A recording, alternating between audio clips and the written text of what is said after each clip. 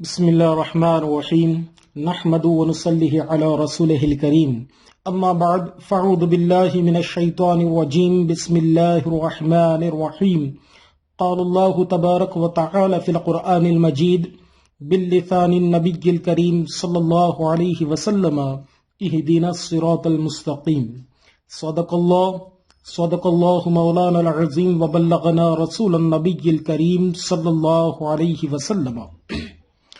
الحمدللہ آج ہم لوگ ایک نئے ویڈیو کے ساتھ میں آپ لوگوں کے سامنے حاضر ہیں.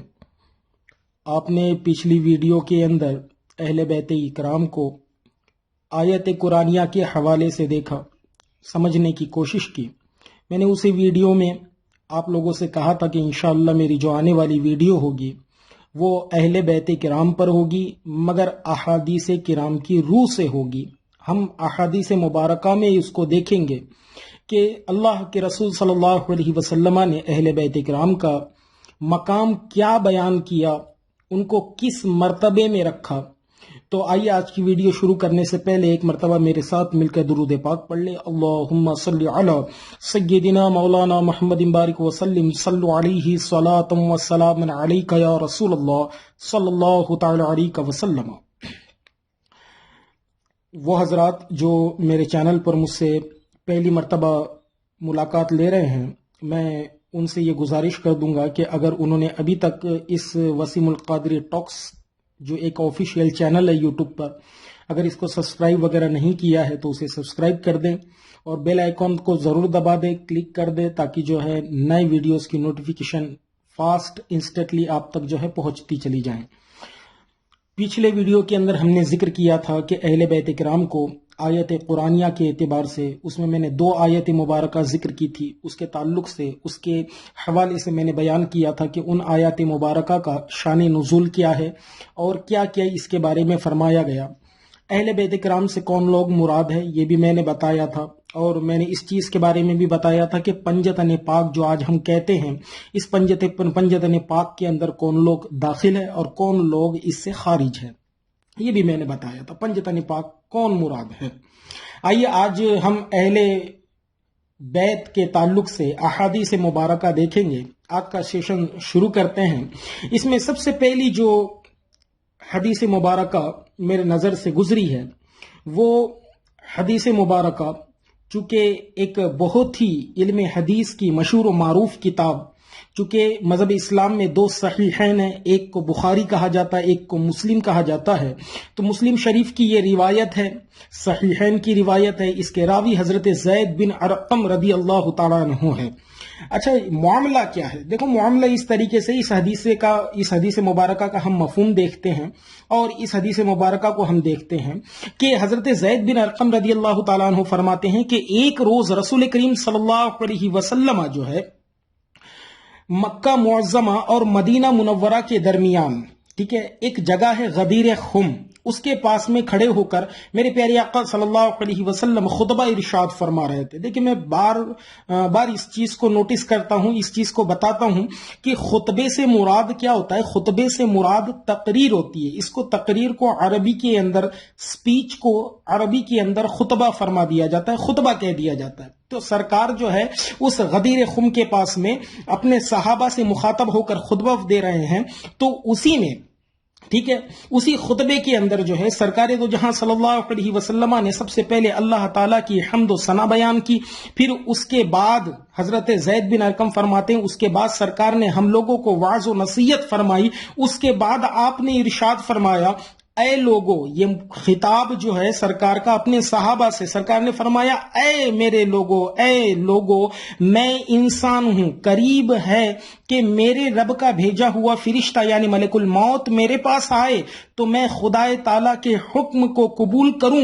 وَأَنَا تَارِكُمْ فِيكُمُ الثَّقَلَيْنِ، سرکار نے فرمایا، اور میں تم میں 2 نفیس اور گرا قدر قیمتی چیزیں چھوڑ کر جاؤں گا. اولہما، اس میں سے پہلی چیز یہ ہے کہ کتاب اللہ، یعنی پہلی چیز اللہ کی کتاب ہے، فیہ الہدی والنور، اور اللہ نے اس کتاب کے اندر ہدایت اور نور رکھا ہوا ہے۔ ان میں سے پہلی چیز اللہ تعالیٰ کی کتاب، اولہما کتاب اللہ، ان میں سے پہلی چیز کتاب اللہ ہے، اللہ کی کتاب ہے، اللہ نے اس میں ہدایت اور نور رکھا ہے۔ اور اس کے بعد میرے پیارے آقا صلی اللہ علیہ وسلم ارشاد فرماتے ہیں تو خدا تعالیٰ کی کتاب پر عمل کرو اور اسے مضبوطی سے تھام لو۔ راوی حدیث حضرت زید بن ارقم رضی اللہ تعالیٰ عنہ فرماتے ہیں کہ حضور نبی کریم صلی اللہ علیہ وسلم نے قرآن پاک کے بارے میں لوگوں کو ابھارا اور رغبت دلائی، پھر اس کے بعد آپ نے فرمایا وَأَهْلَ بَيْتِي أُذَكِّرُكُمُ اللَّهُ فِي أَهْلِ بَيْتِي أُذَكِّرُكُمُ اللَّهُ فِي أَهْلِ بَيْتِي۔ میرے پیارے آقا صلی اللہ علیہ وسلم کے یہ الفاظ ہے جس کو کوڈ جو ہے امام مسلم نے اپنے صحیحین میں کیا ہے۔ سرکار فرماتے ہیں وَأَهْلَ بَيْتِهِ، اور وہ جو دوسری چیز ہے وہ ہے میری اہل بیت۔ اذکرکم اللہ فی اہل بیتی، میرے اہل بیت ہیں، میں تمہیں اپنے اہل بیت کے بارے میں اللہ کی یاد دلاتا ہوں۔ پھر دوبارہ سرکار نے فرمایا اذکرکم اللہ فی اہل بیتی، میں جو ہے اہل بیت کے تعلق سے جو ہے تمہیں ڈراتا ہوں، اس کی محبت کی طرف بلاتا ہوں اور ان کی یاد دلاتا ہوں۔ میرے پیارے آقا صلی اللہ علیہ وسلم کا یہ جو خطبہ تھا جس کے اندر سرکار نے اس کو بیان فرمایا تھا، تو اس کا واضح مطلب یہ ہے کہ میں تاکید کے ساتھ تم لوگوں کو وصیت کرتا ہوں کہ میرے اہل بیت کے بارے میں اللہ سے ڈرو، ان کے حق کی ادائیگی میں ہرگز کوتاہی نہ کرو۔ یہ میرے پیارے آقا صلی اللہ علیہ وسلم کے الفاظ ہے جو غدیر خم کے مقام پر سرکار نے صحابہ کو دیے تھے۔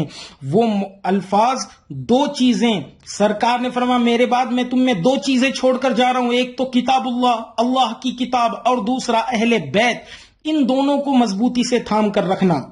یہ میرے پیارے آقا صلی اللہ علیہ وسلم نے اہل بیت کے تعلق سے فرمایا۔ اور اسی میں آتے ہیں ترمذی شریف کی ایک روایت ہے، اس کے راوی حضرت جابر بن عبداللہ رضی اللہ تعالی عنہ ہیں، فرماتے ہیں کہ میں نے حجۃ الوداع یہ سرکار کا حج تھا، آخری حج تھا، ٹھیک ہے، سرکار نے ایک ہی حج فرمایا۔ اس وقت میں جو ہے سرکار نے عرفہ کے دن میرے پیارے آقا صلی اللہ علیہ وسلم کو اس حال میں دیکھا۔ یہ فرماتے ہیں حضرت جابر رضی اللہ تعالیٰ عنہ، میں نے سرکار کو عرفہ کے دن اس حال میں دیکھا کہ آپ اونٹنی پر سوار تھے اور خطبہ دے رہے تھے، صحابہ سے مخاطب تھے میرے پیارے آقا صلی اللہ علیہ وسلم۔ سرکار خطبہ دے رہے تھے، میں نے سنا آپ فرما رہے تھے یا ایھا الناس انی ترکتم فیکم ما ان اخذتم به لن تضلوا کتاب اللہ وعطرتی اہل بیتی۔ میرے پیارے آقا صلی اللہ علیہ وسلم فرماتے ہیں اے لوگوں، میں نے تمہارے درمیان دو چیزیں چھوڑی ہے کہ اگر تم اس کو پکڑے رہو گے تو کبھی گمراہ نہ ہوگے، اور وہ چیز ایک تو اللہ کی کتاب ہے اور دوسری میری اہل بیت یعنی میری ذریت ہے، میرے گھر والے ہیں، میرے خاندان والے ہیں۔ اسی کے ضمن میں ایک اور روایت، اچھا یہ تاکیدات جو آ رہی ہے یہ اہل بیت کو نہ چھوڑنے کے لیے آ رہی ہے۔ فرماتے ہیں طبرانی کی یہ روایت ہے، طبرانی شریف کے اندر ہے، رسول کریم صلی اللہ علیہ وسلم نے فرمایا لا یؤمن عبد، اچھا یہ روایت جو آ رہی ہے یہ روایت اس سے پہلے بخاری شریف میں بھی ایسی ہی ہے، وہاں پہ بھی لا یؤمن احدکم کا لفظ آیا ہے، یہاں پہ عبد کا لفظ آیا ہے، مگر وہاں پہ دوسرا معاملہ مراد ہے، یہاں پہ دوسرا معاملہ مراد ہے۔ فرماتے ہیں حدیث کو دیکھیں لا یؤمن عبد حتی اکون احب الیہ من نفسہ وتکون عطرتی احب الیہ من عطرتہ واہلی احب الیہ من اہلہ وذاتی احب الیہ من ذاتہ۔ میرے پیارے آقا صلی اللہ علیہ وسلم کے یہ الفاظ فرماتے ہیں کوئی بندہ مومن کامل نہیں ہو سکتا، لا یؤمن عبد، کوئی بندہ اس وقت تک مومن کامل نہیں ہو سکتا جب تک کہ مجھے اپنی جان سے، میری اولاد یعنی سرکار کی جو نسل چلی ہے، میری اولاد کو اپنی اولاد سے، میرے اہل کو اپنے اہل سے، اور میری ذات کو اپنی ذات سے زیادہ محبوب نہ رکھیں۔ اس میں میرے پیارے آقا صلی اللہ علیہ وسلم نے فرمایا ایمان کامل یعنی پکا ایمان، اگر پکا پکا ایک ایمان والا مسلمان ہونا ہے تو سرکار دو جہاں صلی اللہ علیہ وسلم کی خاندان کو اپنی خاندان سے زیادہ محبت کرنی ہے. سرکار کے جو گھر والے ہیں اپنے گھر والوں سے زیادہ سرکار کے گھر والوں کی محبت ہمارے دل میں ہونی چاہیے. اگر سچا ایمان والا ہونا ہے تو اپنی اولاد سے زیادہ محبت سرکار کی اولاد سے ہونی چاہیے. اس حدیث مبارکہ کا مفہوم یہ ہے. اہل بیت کرام کے اندر جس اعتبار سے روایات کو میں یہاں ذکر کر رہا ہوں یہ اتنی قیمتی روایات ہے کہ اس کو دیکھنے کے بعد یہ چیز سمجھ میں آتی ہے کہ حقیقت میں اللہ تعالیٰ نے اہل بیت کے مقام کو اپنے نبی کے ذریعے سے کتنا بلند فرمایا ہے. ایک اور روایت، یہ روایت جو ہے اس کے راوی حضرت ابو ذر رضی اللہ تعالی عنہ ہے.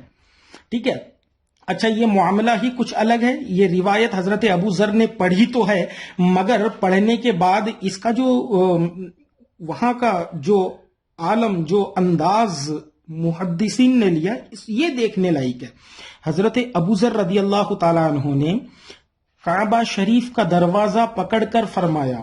حضرت ابو ذر خانہ کعبہ کے دروازے کے سامنے کھڑے ہیں. آپ نے خانہ کعبہ کے دروازے کو پکڑا. پکڑنے کے بعد حضرت ابو ذر رضی اللہ تعالیٰ عنہ فرماتے ہیں میں نے نبی کریم علیہ الصلوۃ والسلام کو فرماتے ہوئے سنا ہے کہ الا ان مثل اہل بیتی فیکم مثل سفینۃ نوح من رکبها نجا ومن تخلف عنها ہلک. یعنی حضرت ابو ذر فرماتے ہیں خانہ کعبہ کا دروازہ پکڑ کے فرماتے ہیں یعنی آگاہ ہو جاؤ اے مسلمانوں، سرکار نے فرمایا ہے کہ میری اہل بیت تم لوگوں کے لیے نوح علیہ السلام کی کشتی کے مانند ہے. نوح علیہ السلام کا جو شپ تھا اس کی طریقے سے ہے میری اہل بیت تمہارے لیے. جو شخص اس کشتی کے اندر سوار ہو گیا تو اس نے نجات پا لی. حضرت ابو ذر فرماتے میں نے سرکار سے سنا ہے اس چیز کو کہ میری اہل بیت تمہارے لیے جو ہے کشتی نوح کی طرح ہے، دا شپ آف نوح علیہ السلام کی طرح ہے. ٹھیک ہے، جو اس میں بیٹھ گیا جو اس میں سوار ہو گیا یعنی ان سے محبت جس نے کر لی وہ نجات پا گیا، اور جو اس کشتی میں سوار ہونے سے پیچھے رہ گیا ہلاکاف کا لفظ آیا ہے. ہلاک ہو گیا وہ انسان، پھر وہ انسان کبھی پنپ نہیں سکتا. یہ روایات اہل بیت کے تعلق سے ہے. اچھا وہاں پہ میں نے بتایا تھا جو اس والی ویڈیو میں کہ جو ہم نے اس کا ٹائٹل رکھا تھا اہل بیت کرام ان دا لائٹ آف قرآن کے اندر جو دوسری آیت میں نے پڑھی تھی جس کی تفسیر میں نے کی تھی، اس تفسیر کے اندر اگر آپ لوگوں کو یاد آ رہا ہو تو میں نے بتایا تھا کہ وہاں جو ہے سرکار نے اپنی اہل بیت کو نوٹیفائی کیا تھا، بتایا تھا لوگوں کو کہ وہ علی و فاطمۃ و حسن و حسین و ابناہما، وہ حضرت علی، حضرت فاطمہ، حضرت امام حسن اور حضرت امام حسین اور اس کے بعد جو ہے ان کی اولادیں ہیں. ٹھیک ہے. اچھا جب احادیث کی بات آ رہی ہے تو اہل بیت کی ایک روایت ابھی گزری ہے جو اپنی اولاد سے زیادہ میری اولاد سے محبت رکھے وہ ایمان میں کامل ہے، جو اپنے گھر والوں سے زیادہ میرے گھر والوں سے محبت رکھے وہ ایمان میں کامل ہے. ٹھیک ہے. اچھا اسی گھر والوں کے تعلق سے ایک حدیث جو حدیث صحیح میں ہے، ٹھیک ہے، جسے بہت سے اہل سنن نے روایت کیا ہے، بہت سے روایت. ٹھیک ہے. جب ابو لہب کی صاحبزادی، ٹھیک ہے، ابو لہب کی صاحبزادی ان کی جو بیٹی ہے وہ مکہ معظمہ سے ہجرت کر کے مدینہ طیبہ تشریف لائیں. سرکار پہلے آ گئے تھے، سرکار کے ساتھ کئی سارے آ گئے تھے، مدینہ المنورہ قبیلہ انصار کے ساتھ میں رہ رہے تھے، مگر یہ بعد میں آئی. ٹھیک ہے. یہ ابو لہب کی بیٹی تھی، یہ مکہ معظمہ سے ہجرت کر کے مدینہ منورہ آئی.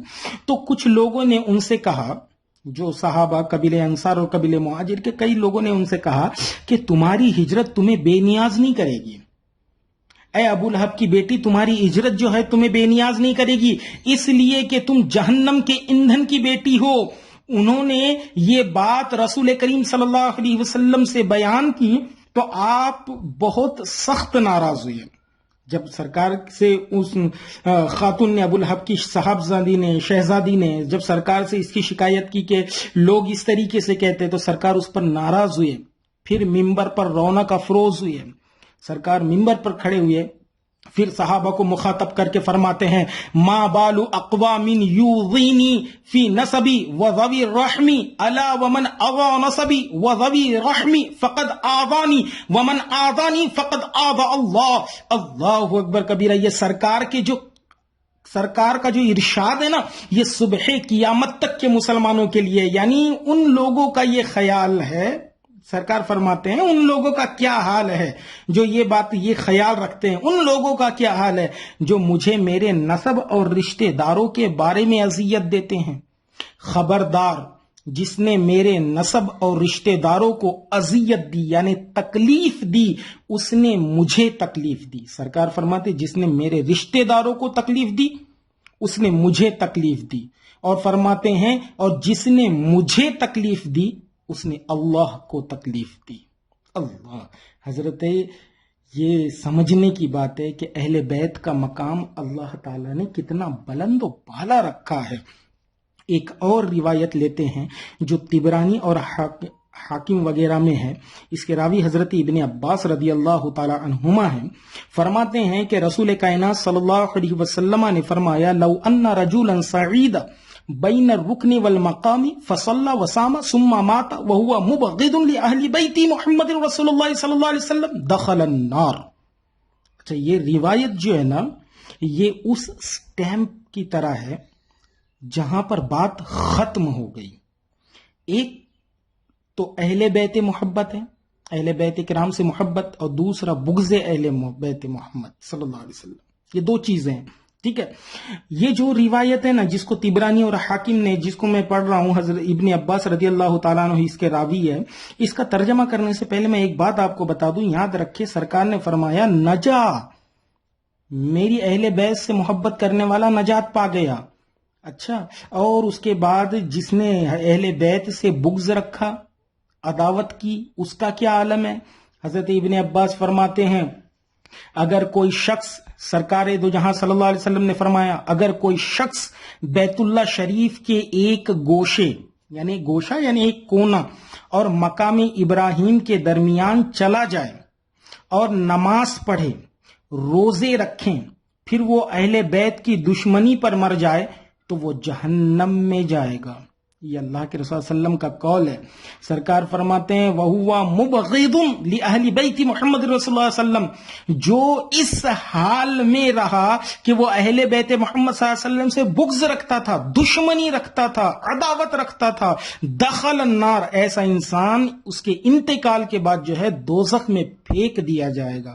یہ وہ روایتیں ہیں جو اہل بیت کرام کے تعلق سے ہم نے کتب احادیث سے نکالنے کے بعد اس کے نچوڑ کو ہم نے دیکھا، اور اس کے بعد میں اللہ کے رسول صلی اللہ علیہ وسلم کے ارشادات ہم نے محبت کے تعلق سے بھی بیان کیے، اور یہ جو آخری روایت ہم نے بیان کی اس کو اس لیے بیان کی کہ وہ لوگ اچھے سے سمجھ لے جو اہل بیت کرام سے بغض و عداوت رکھتے ہیں.